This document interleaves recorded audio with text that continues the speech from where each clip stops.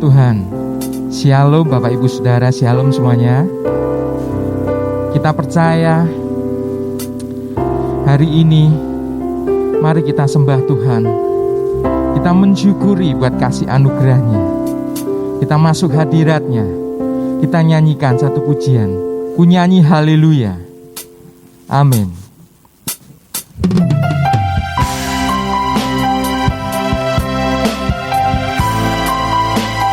Oh haleluya Tuhan.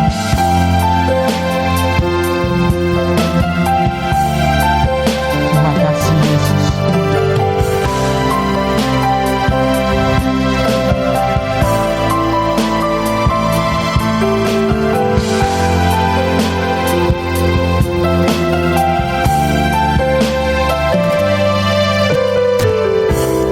Bapakku datang. Amin.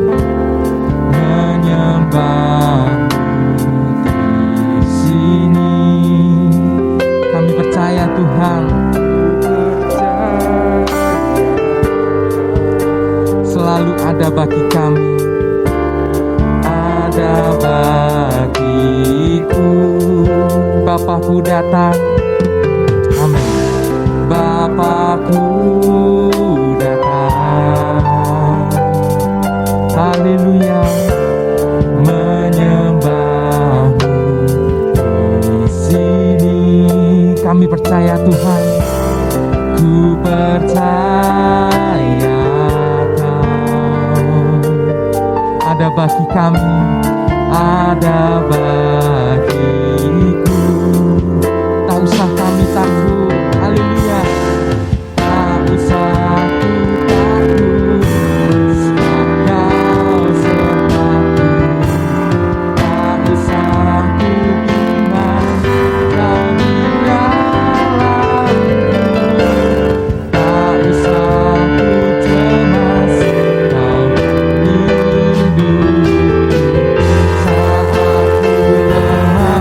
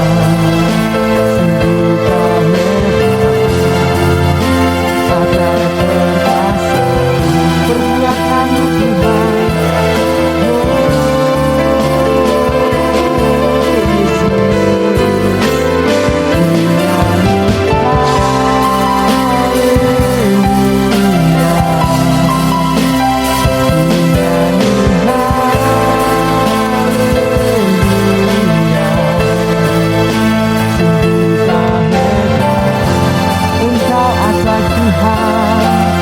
Oh Yesusku, kami menyembah-Mu Tuhan.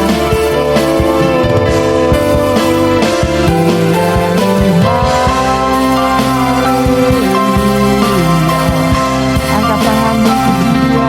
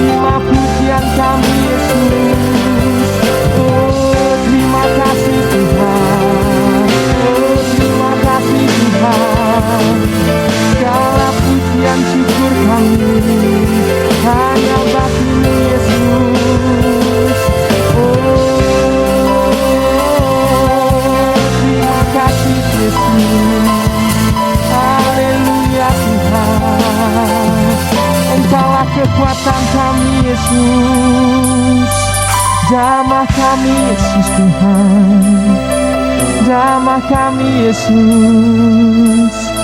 Kami rindu hadirat-Mu Yesus, hanya Engkaulah Tuhan kami. Oh Yesus, terima kasih Tuhan. Kami mengucap syukur sebab Engkau baik Tuhan. Oh,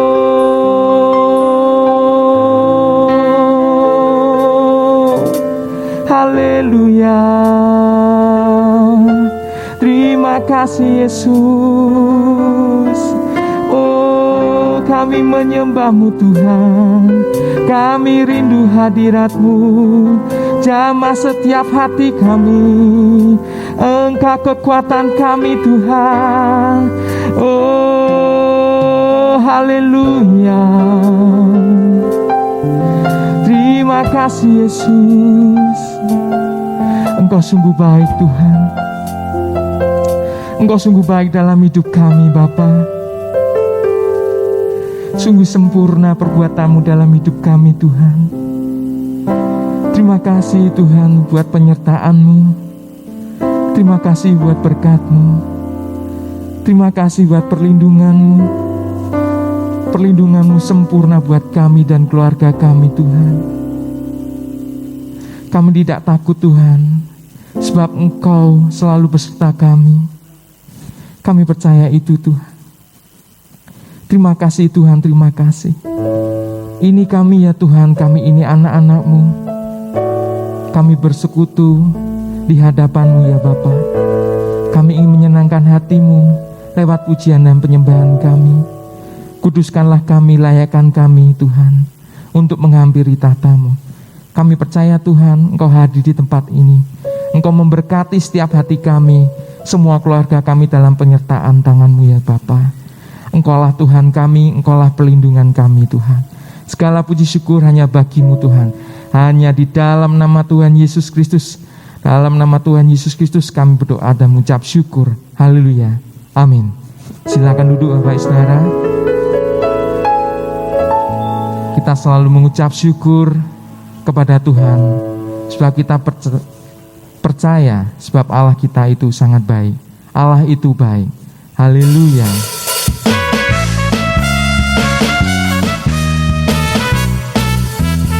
Haleluya. Amin Tuhan.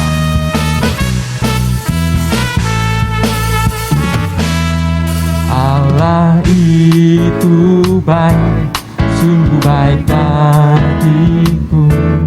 Ditunjukkannya kasih setianya. Amin. Dia menyediakan yang ku perlukan, menyatakan kebaikan, menyatakan kebaikan. Dia baik, kebaikannya padaku. Haleluya. Allah itu baik, sungguh baik bagiku. Amin. Ditunjukkannya kasih setianya. Dia menyediakan. Kami percaya Tuhan, Engkau yang memberkati kami Yesus. Menyatakan kebaikan, menyatakan kebaikan, menyatakan kebaikannya padaku. Kasih setianya, kasih setianya tak pernah berubah, dulu, sekarang, dan selamanya.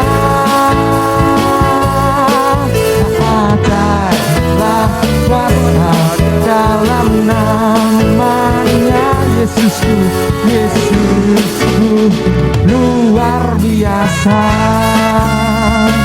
Sebab Allah itu baik. Mari kita mengucap syukur. Haleluya.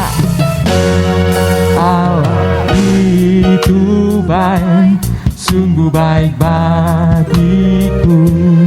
Ditunjukkannya kasih setianya. Amin.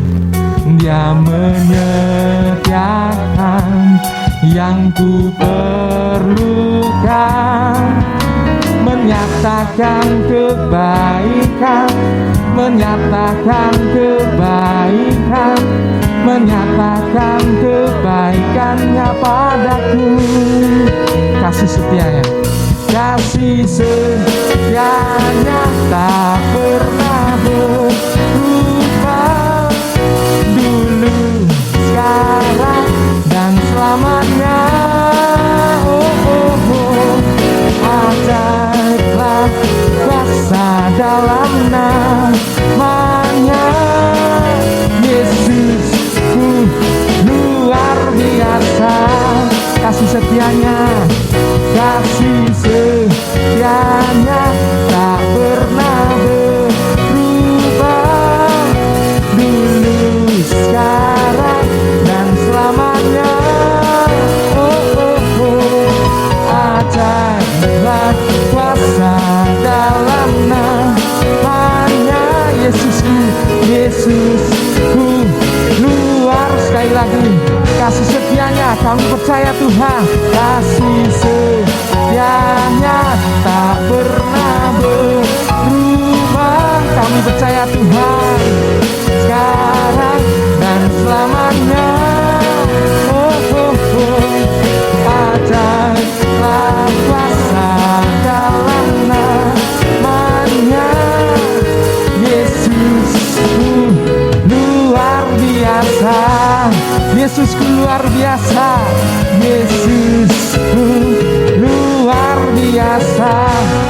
percaya Tuhan, Yesusku luar biasa. Oh haleluya, beri kemuliaan bagi nama Tuhan. Oh haleluya. Kita selalu percaya Bapak Ibu Saudara, Allah itu baik. Kita percaya waktu Tuhan adalah waktu yang terbaik. Jangan batasi kekuasaannya. Mari kita percaya waktumu Tuhan selalu waktu yang terbaik. Walau kadang kami tak mengerti ya Tuhan, tapi firman-Mu, waktu Tuhan adalah yang terbaik. Dia berkuasa atas hidup kita. Bila waktu izinkan sesuatu terjadi, ku percaya semua untuk kebaikanku.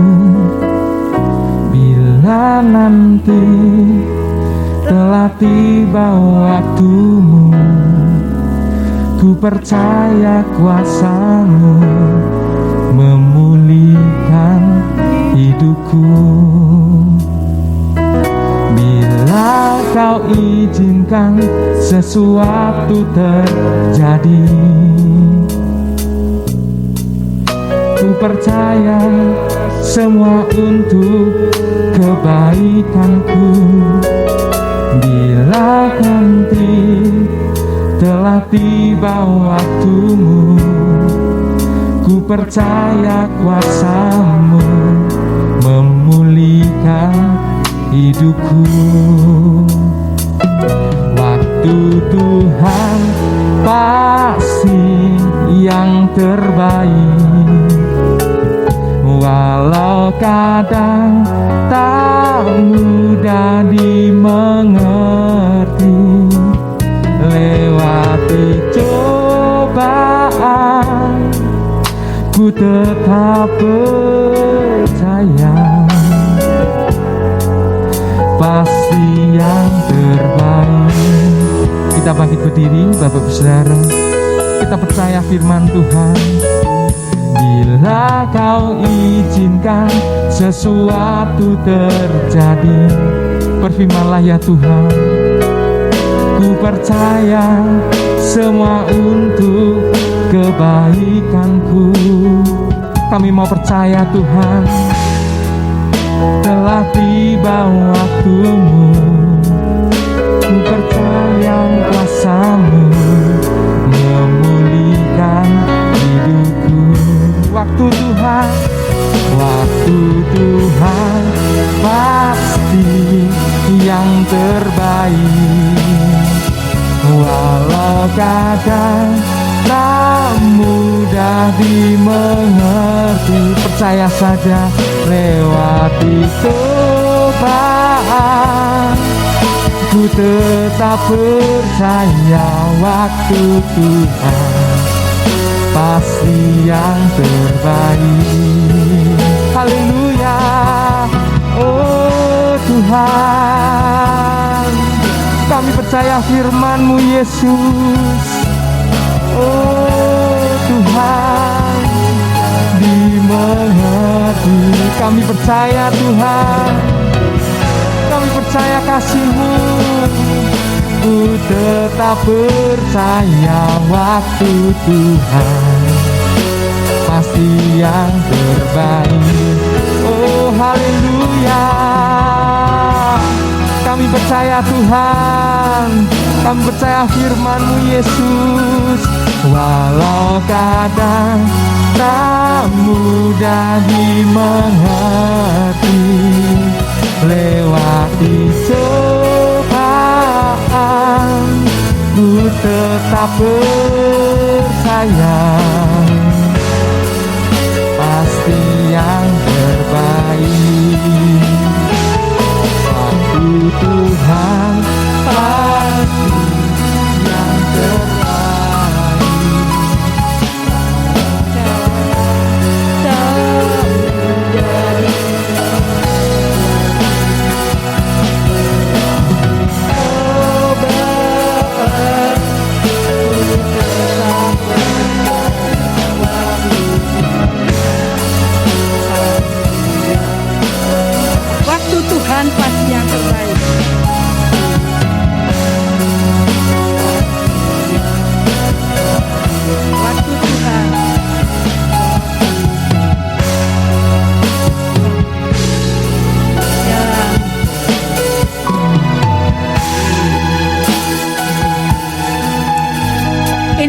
Pengakuan kami kepadamu Tuhan, waktumu adalah yang terbaik bagi kehidupan kami.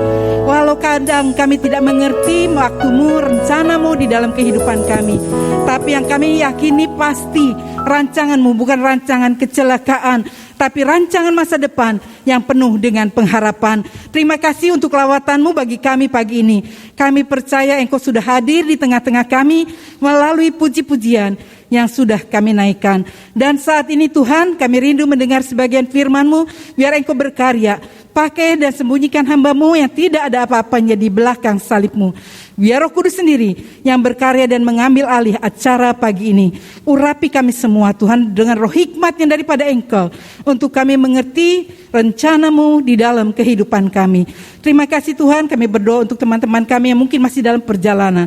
Sertai mereka, tibakan di tempat ini dengan selamat, supaya kami boleh bebas mendengarkan suara-Mu Tuhan. Terima kasih Tuhan, kami serahkan dan kami pohonkan hanya di dalam satu nama, Tuhan Yesus Kristus. Kita yang percaya katakan amin. Shalom, apa kabar saudara? Kita bersyukur kepada Tuhan kalau pagi ini kita masih diizinkan Tuhan untuk beribadah di tempat ini ya. Saya percaya bukan karena kita kuat, sehat, kita berada di minggu yang terakhir di bulan yang keempat. Ini adalah anugerah Tuhan yang luar biasa. Puji-pujian tadi sebetulnya cocok dengan apa yang saya bawakan. Tema saya hari ini adalah hidup bebas stres ya. Seringkali saat-saat ini begitu banyak orang-orang yang sedang mengalami stres ya. Dikatakan, apakah mungkin hidup tanpa stres di dunia sekarang ini? Ini pertanyaan bagus. Apakah mungkin hidup tanpa stres di dunia sekarang ini? Ini adalah pertanyaan bagus yang harus kita tanyakan kepada diri kita masing-masing ya. Dikatakan karena stres merupakan hal yang umum terjadi di dunia sekarang ini. Kita hidup di dalam zaman pandemi COVID-19, hidup dalam tekanan yang berat, dalam kesulitan ekonomi di mana terjadi PHK besar-besaran dikatakan, dan pengangguran yang sangat besar ya, dikatakan orang yang sudah lulus kuliah cari kerjaan susah ya, sehingga banyak orang yang stres, sekolahnya sulit ya, menyelesaikan skripsinya susah, tapi begitu selesai cari pekerjaan juga susah ya saudara. Banyak orang-orang yang stres ya, banyak perusahaan besar tutup, juga kita sedang pengusaha-pengusaha harus memberikan THR. Kita sedang menghadapi lebaran ya, akan menghadapi lebaran dikatakan wah bayar gaji aja banyak yang dipotong, sekarang THR harus full ya, 1 bulan harus dibayarkan, seminggu paling telat sebelum lebaran sudah harus dibayarkan, kalau tidak ada sanksinya. Banyak pengusaha emang stres saat ini. Gak boleh dihutang, gak boleh dicicil ya. Mungkin pegawainya boleh, gak apa-apa bos, daripada saya gak dapat gak apa-apa. Bayar separuh sekarang, separuh lagi nanti gak boleh. Pemerintah mengatakan harus full seminggu sebelum lebaran sudah diberikan kepada mereka yang kerja ya. Walaupun mungkin dirumahkan, mereka tetap dapat. Ada 2 pertanyaan yang patut kita ajukan saat ini, yaitu apakah Yesus menawarkan kehidupan yang bebas stres? Apakah Yesus menawarkan kehidupan yang bebas stres? Kedua, apakah Alkitab atau firman Allah memberikan solusi agar kita dapat hidup bebas dari stres? Ya, saat ini begitu banyak orang yang stres. Tapi ada 2 pertanyaan yang diajukan ya. Apakah Yesus menawarkan kehidupan yang bebas stres? Apakah Alkitab atau firman Allah memberikan solusi agar kita dapat hidup bebas dari stres? Kalau kita belajar apa itu stres, definisi sederhana dari stres adalah sebuah keadaan di mana ada ketegangan yang tidak berkesudahan, yang muncul karena tekanan dari lingkungan, gesekan dengan sesama, dan tuntutan hidup yang terlalu berat. Itu yang dinamakan stres secara definisi ya. Gejala-gejala yang umum dari orang yang mengalami stres adalah kelelahan mental dan emosi, kehilangan nafsu makan, keletihan secara fisik, tekanan darahnya naik, sakit mah, tidak bisa tidur ya. Saya sempat mengalami itu pada saat suami saya dipanggil pulang seminggu, nggak bisa tidur terus ya sampai kurang lebih 2 bulan. Karena saya berpikir, waduh ya. Tetapi saat ini firman Tuhan mengajarkan kepada kita hidup bebas stres. Beberapa hal yang harus kita perhatikan agar kita bebas dari stres. Kita baca di dalam Lukas 12 kita baca bergantian. Ayat 22 sampai dengan ayat yang ke-31. Lukas 12 ayat 22 sampai 31 kita bergantian. Saya baca ayat genap, saudara baca ayat ganjil. Hal kekhawatiran, Yesus berkata kepada murid-muridnya, "Karena itu aku berkata kepadamu, janganlah khawatir akan hidupmu, akan apa yang hendak kamu makan, dan janganlah khawatir pula akan tubuhmu, akan apa yang hendak kamu pakai.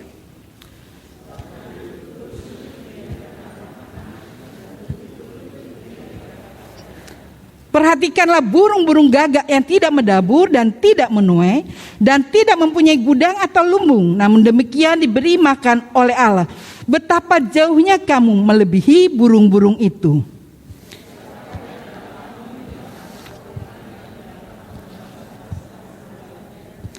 Jadi jikalau kamu tidak sanggup membuat barang yang paling kecil, mengapa kamu khawatir akan hal-hal lain?"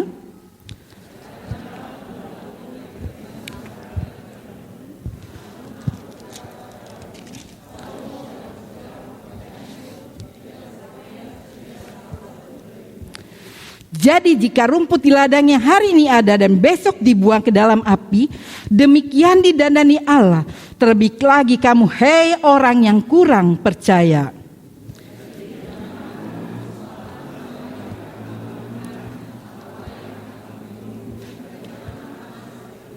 Semua itu dicari bangsa-bangsa di dunia yang tidak mengenal Allah. Akan tetapi Bapamu tahu bahwa kamu memang memerlukan semuanya itu sama-sama. Tetapi carilah kerajaannya, maka semuanya itu akan ditambahkan juga kepadamu. Ini ayat yang sangat sederhana. Jadi kalau kita stres karena saat ini ekonomi lagi begini, Tuhan berkata, kita lebih berharga daripada burung-burung di udara, ya. Tuhan burung gagak aja Tuhan pelihara, apalagi kita umat Tuhan. Kalau mungkin kita berpikir, pakaian bagaimana? Tuhan pelihara, ini jawabannya, saudara. Jadi apa ya? Beberapa hal yang harus kita perhatikan agar kita hidup bebas dari stres. Yang pertama dikatakan, lihatlah segala sesuatu dari sudut pandang Allah.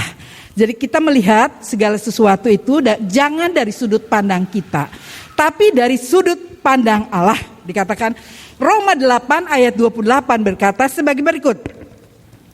Roma 8 ayat 28, kita tahu sekarang bahwa Allah turut bekerja dalam segala sesuatu untuk mendatangkan kebaikan bagi mereka yang mengasihi Dia, yaitu bagi mereka yang terpanggil sesuai dengan rencana Allah, ya.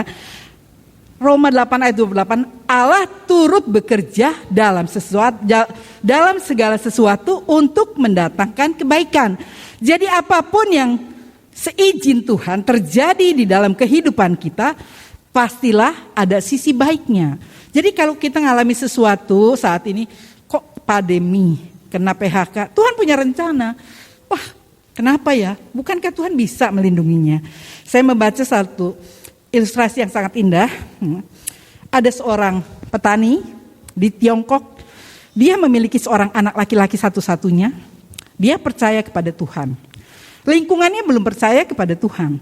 Dia memiliki seekor kuda yang begitu bagus sehingga tetangga-tetangganya senang, ya. Dia menawar kuda itu dan dia berkata, "Saya mau beli kudanya. Saya kasih harga tinggi. Tolong berikan kepada kami akan bayar." Tetapi petani ini karena anaknya begitu suka dengan kuda itu, dia tidak jual. Sehingga anaknya itu selalu naik kuda sore-sore keliling ladangnya, ya. Dia punya kuda cuma satu. Untuk mungkin mengembalakan binatang peliharaannya seperti domba atau kambing, ya. Dia memelihara itu semua. Tetapi pada suatu hari seizin Tuhan, kuda ini tahu-tahu melemparkan anaknya, ya, karena dia kaget mungkin dengan sesuatu sehingga anak itu terlempar dari punggung kuda sehingga dia jatuh dan menyebabkan kakinya pincang. Wah, tetangga-tetangganya mulai gosip lagi.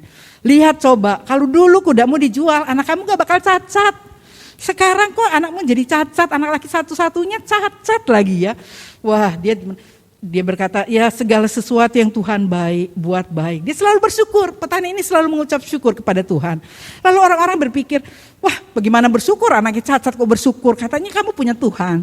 Tuhan kan bisa menjaga, malaikat Tuhan bisa menaungi dia. Kenapa diizinkan anakmu jatuh sampai pincang seperti ini ya? Tidak lama kemudian terjadi pecah perang dan diwajibkan anak-anak yang masih muda, kena kekurangan tentara, diwajibkan harus wajib militer. Orang-orang kampung di situ banyak kan anak-anak muda, mereka memiliki anak-anak muda.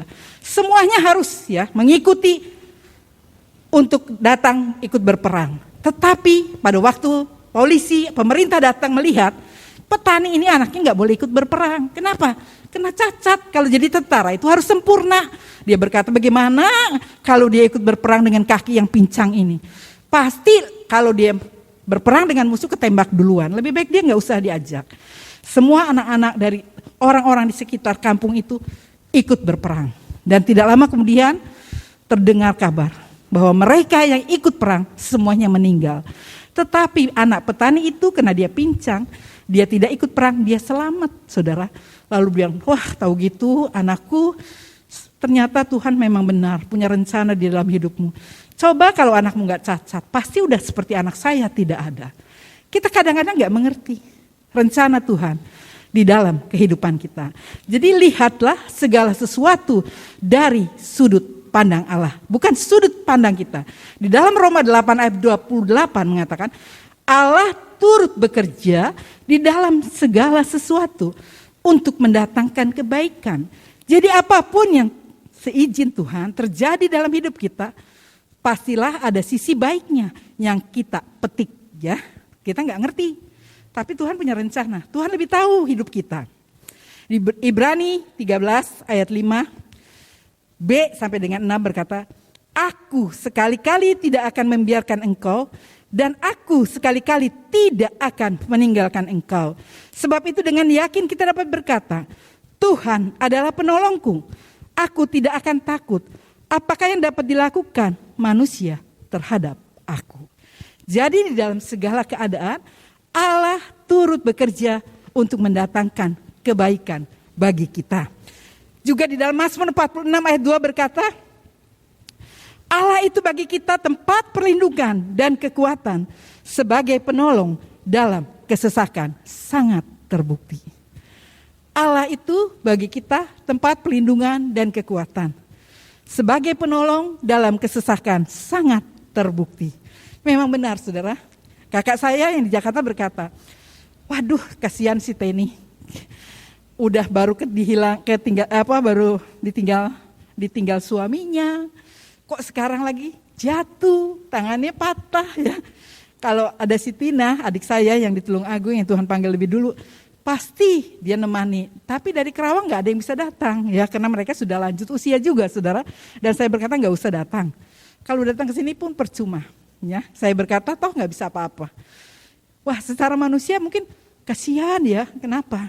Tapi saya berkata, Ten nanti di sana siapa yang nemani? Ya memang ada orang bertanya, kok Tante ambil kamar kelas 1-2 orang? Saya berkata gini, saya sudah berpikir kalau saya di rumah sakit sendirian, ambil kelas VIP, saya sendirian, toh nggak ada yang nemani. Kalau ada 2 orang, pasti saya berpikir kalau ada butuh apa-apa, saya minta tolong ke sebelah saya, ya tolong deh, pasti dia mau saudara ya. Dan saya ambil kelas 1-2 orang, dan di mereka berpikir, ya saya berkata saya bersyukur. Tuhan itu luar biasa dan Tuhan itu selalu menyertai saya.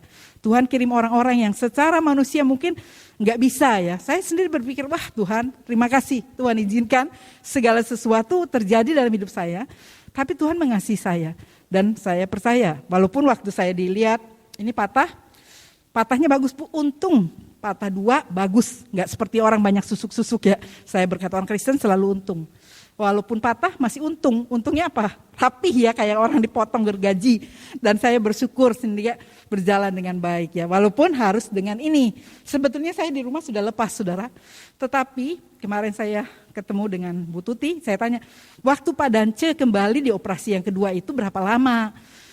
Dia bilang 1,5 sampai 2 bulan. Wah memang dokter suruh menyuruh saya paling sedikit 2 bulan. Saya merasa sudah nyaman. Karena nanti saya pikir kalau saya nggak pakai ini, saya lupa. Saya angkat-angkat nanti lepas lagi. Karena tulang saya kecil, dokter mengatakan tulang ibu tuh kecil ya. Jadi harus hati-hati. Jadi saya pikir ya udah pakai ini aja nggak apa-apa.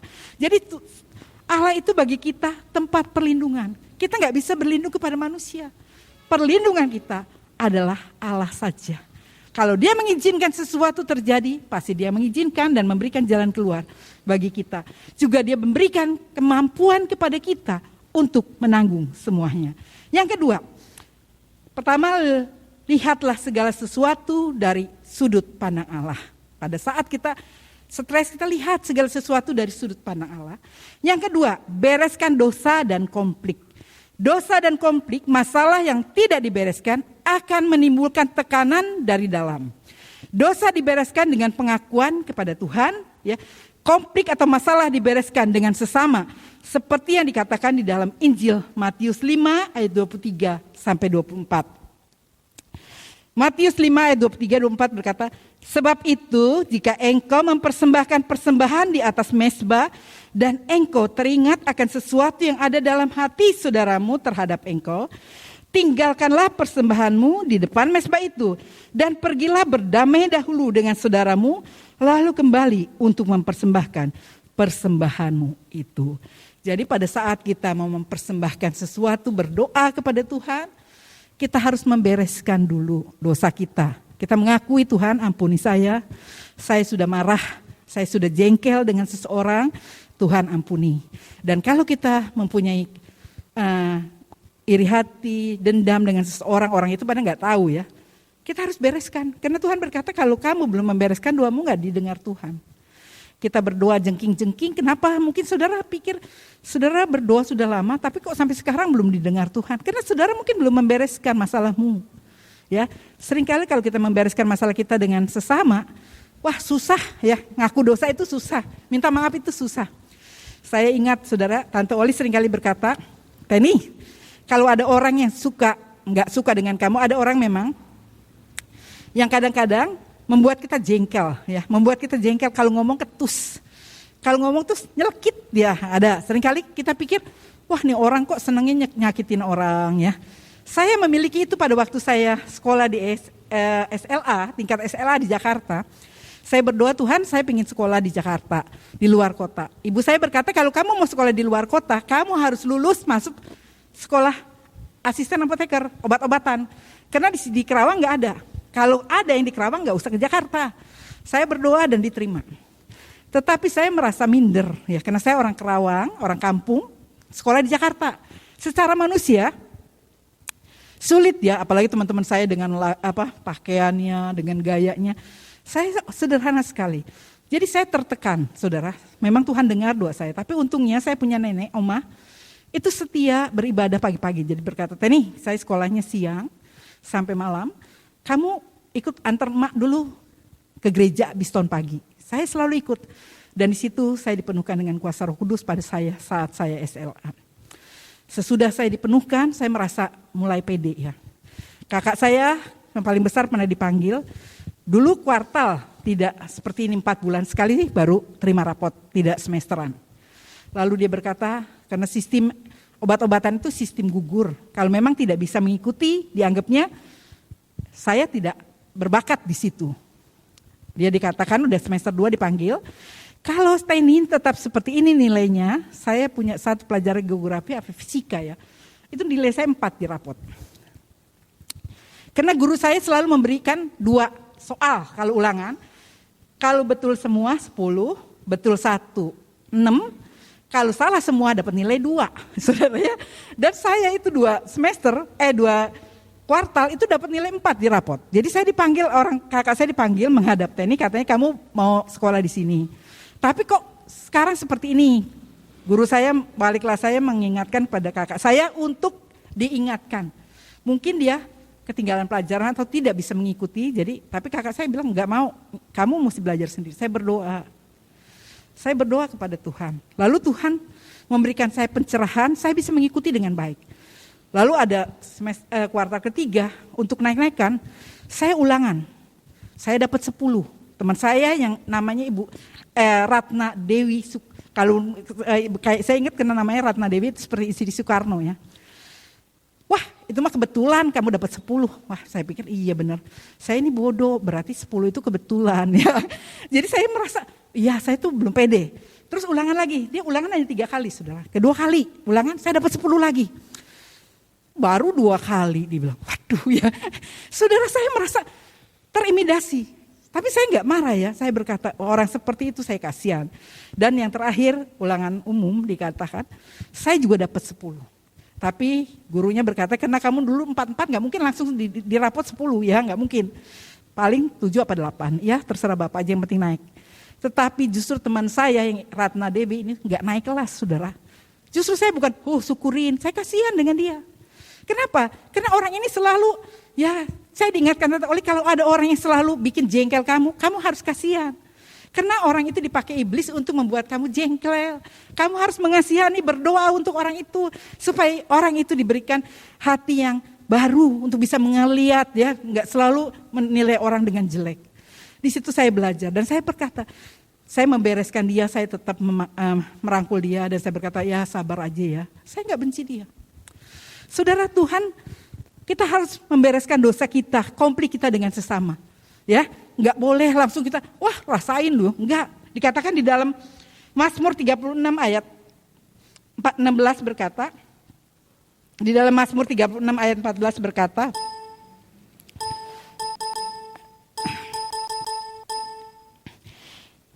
mata Tuhan tertuju kepada orang-orang benar dan telinganya kepada teriak mereka minta tolong. Kalau kita hidup benar di hadapan Tuhan, Tuhan mendengar. Dikatakan dengan jelas, mata Tuhan tertuju kepada orang-orang benar dan telinganya kepada teriak mereka minta tolong. Kalau kita teraniaya, merasa, wah kok sudah seperti itu, kita teriak aja kepada Tuhan, jangan manusia. Kalau kepada manusia kita kecewa. Tapi kalau kita teriak kepada Tuhan, pasti Tuhan menolong kita. Jadi yang pertama, lihatlah segala sesuatu dari sudut pandang Tuhan. Kedua, bereskan dosa dan konflik. Ya, dosa kita mengaku di hadapan Tuhan. Kalau mungkin kita pernah berdosa, pernah jengkel, pernah marah dengan seseorang, konflik dengan sesama kita bereskan juga. Dan yang ketiga, bawalah segala masalahmu kepada Tuhan di dalam doa. Kita harus membawa segala masalah kita kepada Tuhan untuk kita bisa bebas stres. Ya, kalau kita menanggung semua sendirian nggak mampu, kita nggak cukup dan nggak bisa. Tapi kalau kita menyerahkan kepada Tuhan, maka kita bisa menanggung semuanya. Ya, dikatakan Filipi 4 ayat 6 dan 9. Filipi 4 ayat 6 dan 9 berkata sebagai berikut. Janganlah hendaknya kamu khawatir tentang apapun juga, tetapi nyatakanlah dalam segala hal keinginanmu kepada Allah dalam doa dan permohonan dengan ucapan syukur. Damai sejahtera Allah yang melampaui segala akal akan memelihara hati dan pikiranmu dalam Kristus Yesus. Jadi dikatakan janganlah hendaknya kamu khawatir ya. Dikatakan berdoa, bawalah segala masalahmu kepada Tuhan di dalam doa. Janganlah hendaknya kamu khawatir tentang apapun juga, ceritakanlah kepada Tuhan di dalam doa. Kita harus menceritakan semua masalah kita kepada Tuhan di dalam doa. Karena melalui doa yang kita naikkan, Tuhan mendengar. Saya membaca satu kesaksian yang saya tulis tadinya. Kesaksian ada seorang orang yang luar biasa, dia adalah seorang perancang model yang terkenal. Dia tidak bermasalah dengan narkoba, dia nggak pakai narkoba, dia juga bukan pemabuk. Tetapi dia mengalami stres yang luar biasa, depresi yang luar biasa. 5 tahun dia berobat. Ya. Dia juga tidak ada masalah bisnis secara manusia. Tetapi kena persaingan yang begitu ketat.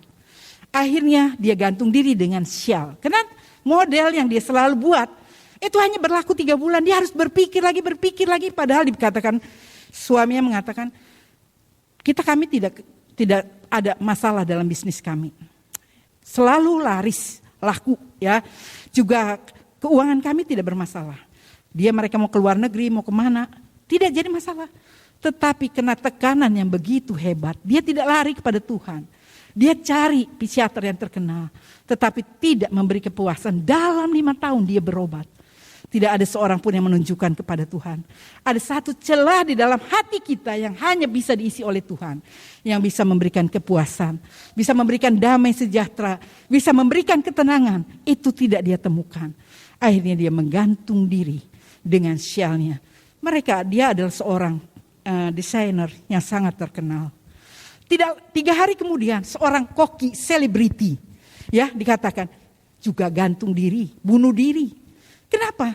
Karena merasa waduh dia harus cari lagi bagaimana masakannya supaya laris, supaya menyenangkan orang. Dia tertekan, dia tidak ada damai sejahtera. Padahal dia orang-orang terkenal, orang-orang yang sangat populer. Dia nggak mau, mereka tidak siap untuk mungkin ditinggalkan oleh orang-orang. Saudara, saat-saat ini begitu banyak orang yang stres, apalagi dengan keadaan COVID-19 sudah hampir 2 tahun ya, 2019 sampai sekarang sudah 2021, mungkin Desember ya 2 tahun. Dan walaupun mungkin ada yang pernah kena COVID, pernah divaksin, tetapi kena lagi ya, karena itu seperti influenza katanya. Sehingga banyak orang yang mikir udah buat apa ya. Tetapi kalau kita datang kepada Tuhan, kita dekat kepada Tuhan, kita bisa melihat pertolongan Tuhan terjadi dalam hidup kita. Mazmur 34 dikatakan dengan jelas, Mazmur 34 ayat 5 dan 6. Aku telah mencari Tuhan, lalu Ia menjawab aku dan melepaskan aku dari segala kegentaranku. Aku telah mencari Tuhan, lalu Ia menjawab aku dan melepaskan aku dari segala kegentaranku. Mazmur 34 ayat 5. Aku telah mencari Tuhan, lalu Ia menjawab dan melepaskan aku. Orang ini yang terkenal, baik koki, desainer, dia tidak mencari Tuhan. Dia mencari pertolongan kepada manusia yang tidak bisa memberikan damai sejahtera. Akhirnya dia mengalami kekecewaan dan kekecewaan. Akhirnya dia ambil jalan pintas, bunuh diri. Uang tidak bisa memberikan kepuasan. Kemewahan tidak bisa memberikan kepuasan. Mungkin segala sesuatu kesuksesan tidak bisa memberikan kepuasan. Seringkali orang berkata, wah dia mah enak ya hidupnya udah. Saat ini dia orang kaya, naik turun mobil ya. Tetapi kenyataannya enggak seperti itu. Hatinya kosong, hatinya hampa. Dia mencari kepuasan di dalam dunia ini. Semuanya sia-sia. Tapi kalau dia datang dan menemui Tuhan di dalam kehidupannya, saya percaya dia tidak akan bunuh diri. Kenapa? Tuhan bisa memberikan damai sejahtera. Tuhan sanggup memberikan ketenangan. Tuhan sanggup melepaskan dia dari stresnya. Karena hanya di dalam Tuhan ada jawaban. Hanya di dalam Tuhan ada pertolongan. Saudara yang terakhir berkata, berserulah, bersekutulah dengan sesama anak Tuhan. Berarti kita harus datang beribadah kepada Tuhan ya. Kalau kita di dalam keadaan stres di rumah terus, tambah stres. Seringkali saya merasa sendirian, gak ada teman tuh stres. Saudara ingat suami saya. Tapi kalau kita bersekutu di sini, ketemu sama sesama teman kita, kita akan bersuka cita, memuji Tuhan, menyanyi, menyembah Tuhan. Ibrani 10 ayat 24 dan 25. Ibrani 10 ayat 24 dan 25. Dan marilah kita saling memperhatikan supaya kita saling mendorong dalam kasih dan dalam pekerjaan baik. Janganlah kita menjauhkan diri dari pertemuan-pertemuan ibadah kita seperti yang dibiasakan oleh beberapa orang. Tetapi marilah kita saling menasehati dan semakin giat melakukannya menjelang hari Tuhan yang mendekat. Jadi kita jangan meninggalkan persekutuan ibadah.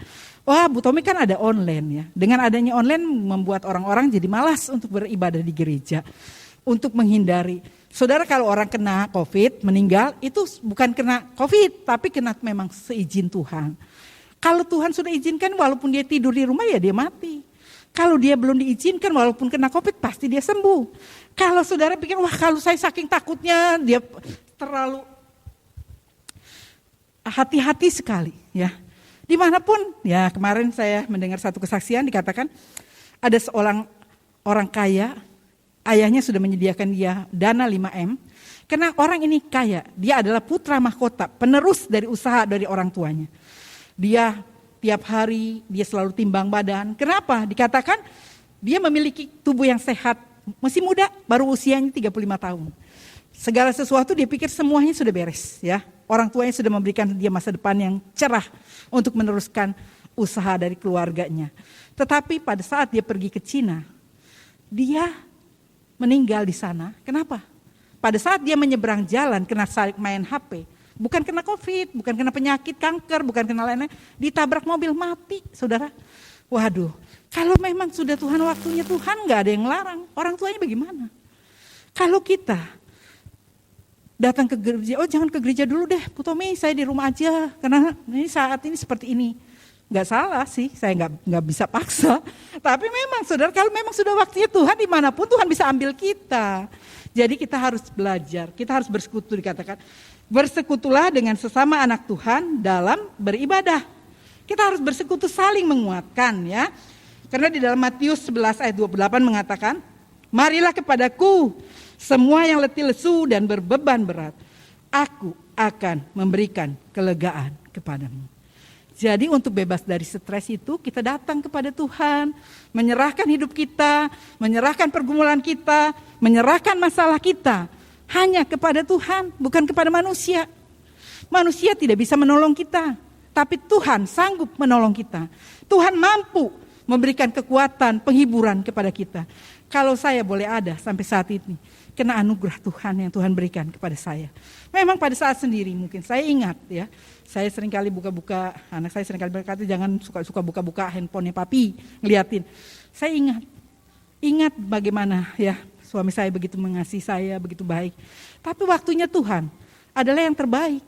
Karena saya berdoa, Tuhan kenapa Tuhan izinkan ada orang lain umur 99, ada yang umur 100 lebih. Tapi Tuhan benar sudah waktunya. Ya, kalau sudah waktunya saya nggak bisa bilang apa-apa. Memang hidup manusia itu 70 tahun. Kelebihan 80 tahun, lebih dari itu adalah penderitaan dan kesakitan. Suami saya berkata, aku nggak mau ya. Jadi memang sudah waktunya Tuhan. Dia sudah menyelesaikan tugasnya di dunia ini, sekarang saya yang harus melanjutkannya. Dan saudara, karena itu Yesus menawarkan hidup yang bebas stres. Solusinya ada di dalam Alkitab. Lakukanlah segala sesuatu seturut firman Allah dan kita akan hidup bebas dari stres. Jadi firman Tuhan adalah jawaban. Kalau saudara memiliki pergumulan, firman Tuhan adalah jawaban. Di dalam firman Tuhan, di dalam Alkitab selalu ada, masalah apapun ada. Ya, orang yang ingin kaya, dia bilang orang ingin kaya pasti jatuh ke dalam berbagai pencobaan.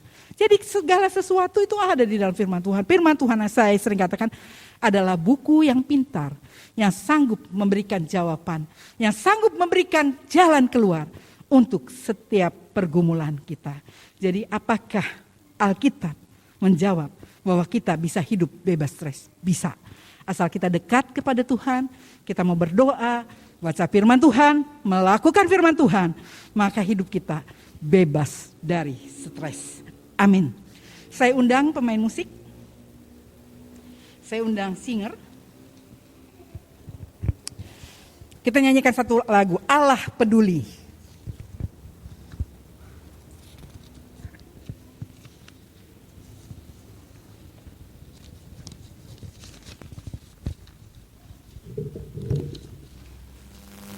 Banyak perkara yang tak dapat ku mengerti. Mari berdiri bersama saudara. Engkau baik Tuhan, sangat-sangat baik. Terima kasih Roh Kudus. Terima kasih Bapa.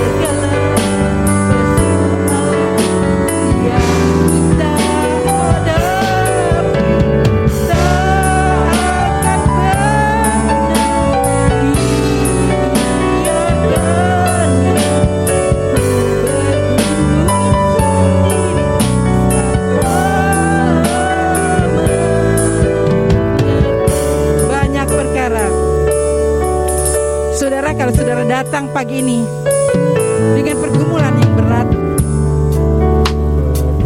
dengan masalah yang begitu besar sehingga saudara merasa tidak sanggup lagi, datanglah kepada Tuhan. Banyak perkara yang tidak kita mengerti, tetapi Allah selalu peduli, Allah selalu mengerti.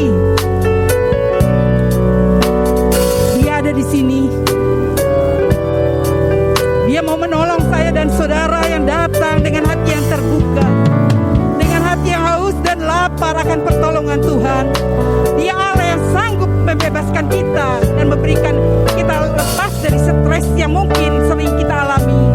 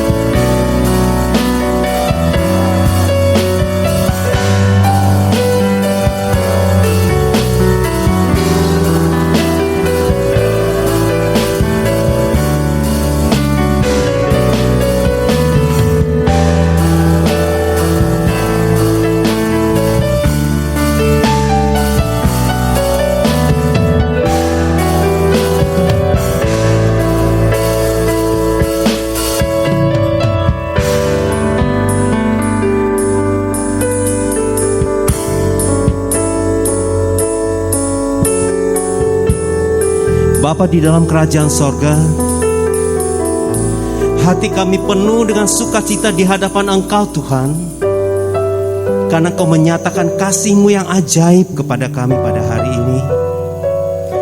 Memang Engkau sendiri berkata kepada kami bahwa Engkau menempatkan kami di tengah-tengah serigala, dan itu bisa membuat kami stres. Itu bisa membuat kami begitu takut, begitu khawatir akan kehidupan ini.